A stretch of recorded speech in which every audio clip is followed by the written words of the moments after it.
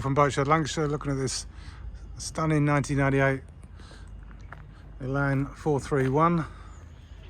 It's had a complete new paint job last year, professionally done. It had a brand new deck because it had the teak deck was on it, wasn't the best condition, so the owner had it stripped off and a new fake teak deck added. She also had full osmosis treatment. She didn't have osmosis, it was purely a precautionary thing, but anyway, it stands the boat in good stead for the future. It's a very eye-catching boat with the colour, etc.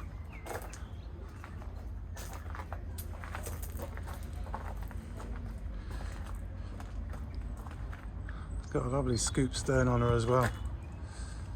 Hard to see from here, but